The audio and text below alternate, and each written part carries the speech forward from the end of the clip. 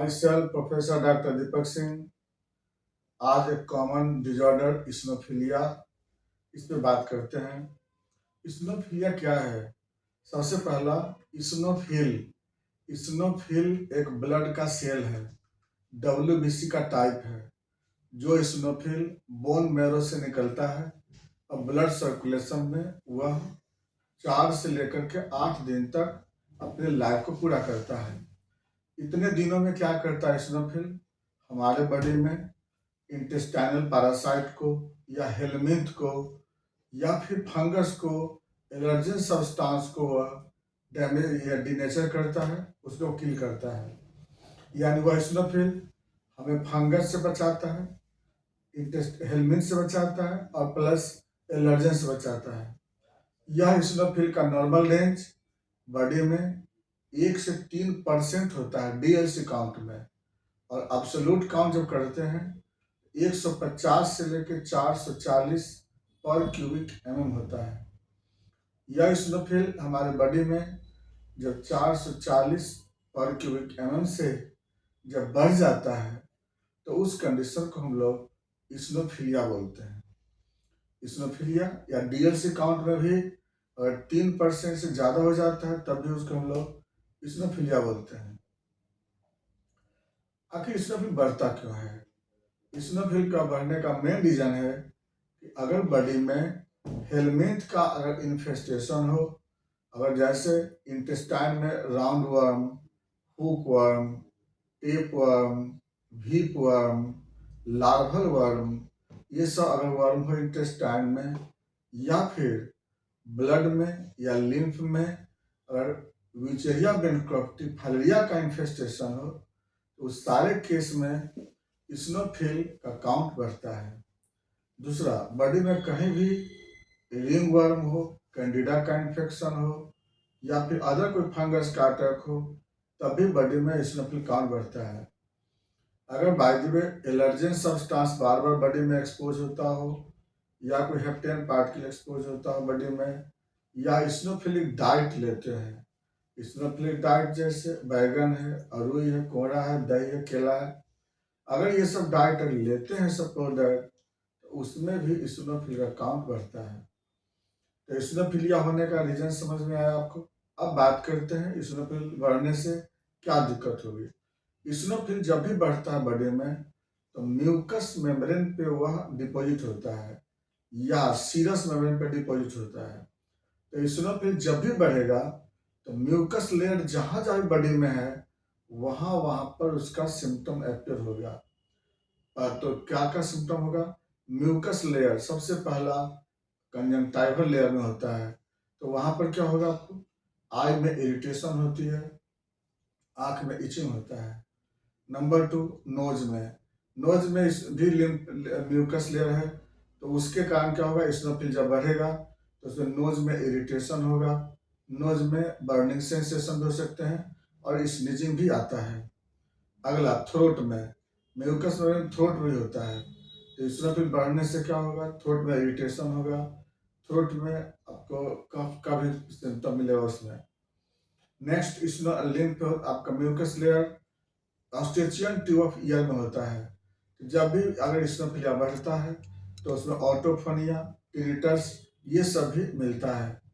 Next है bronchus layer, bronchus में यानी कि लोअर रेस्पिरेटरी ट्रैक्ट में भी म्यूकस लेयर होता है, तो जब भी इसनोफिल बढ़ता है तो उस केस में कफ आता है पेशेंट को, ड्राई कफ आता है, खास करके रात में ये सिम्टम ज़्यादा बढ़ता है पेशेंट को, या ठंड के मौसम में पेशेंट को कफ होता है इसनोफिलिया वाले पेशेंट को।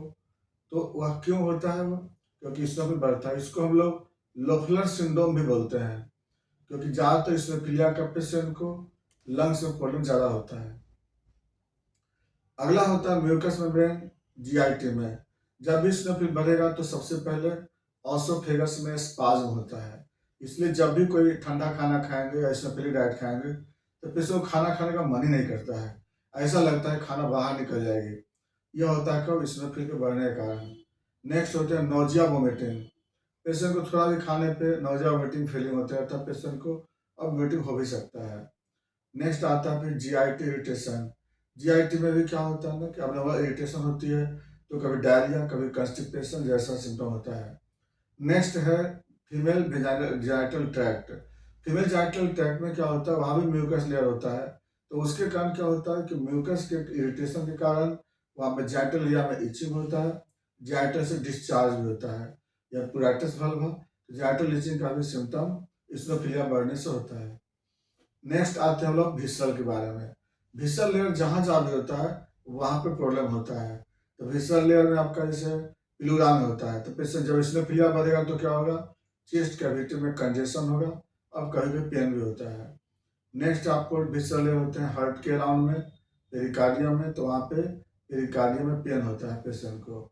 नेक्स्ट होते हैं आपको पेरिटोनियम में। पेरिटोनियम में पेशेंट को पेट में दर्द होता रहता है पेशेंट को इसनोफिलिया बढ़ने के कारण, क्योंकि जहाँ जहाँ विसरल लेयर है वहाँ पे पेन होता है पेशेंट को।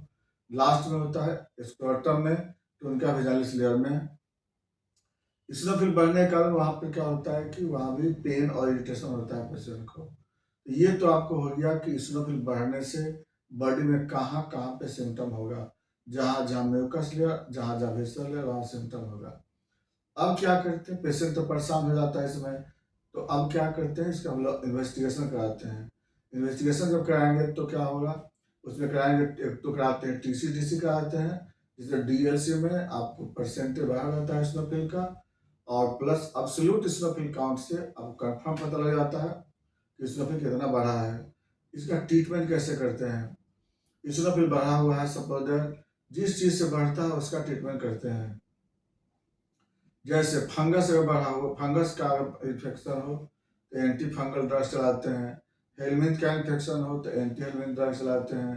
एलर्जी की वजह से हो तो एंटी एलर्जी मेडिसिन चलाते हैं, ड्रग्स देते हैं। और प्लस अगर स्नोफिलिक डाइट से अगर हो तो स्नोफिलिक डाइट को अवॉइड करते हैं।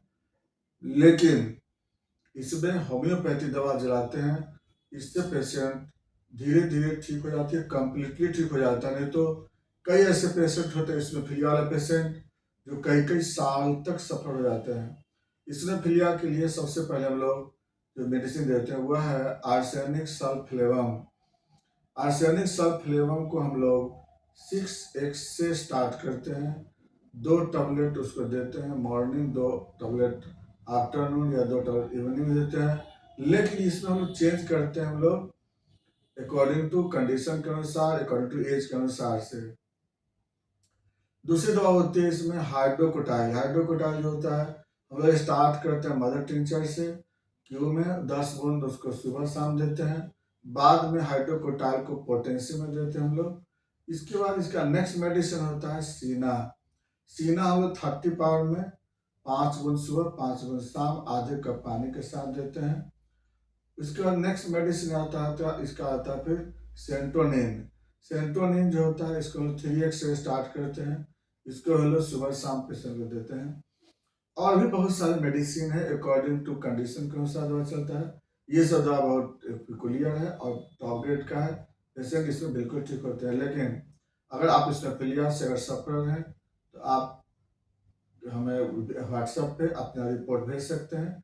आप हमसे ऑनलाइन ऑफलाइन दोनों में संपर्क कर सकते हैं। आपकी 100% इसमें फिलिया का ट्रीटमेंट हो जाएगी और आप 100% इसमें ठीक हो जाएंगे। बाकी बातें चल रही हम लोग नेक्स्ट वीडियो में। Thanks for watching.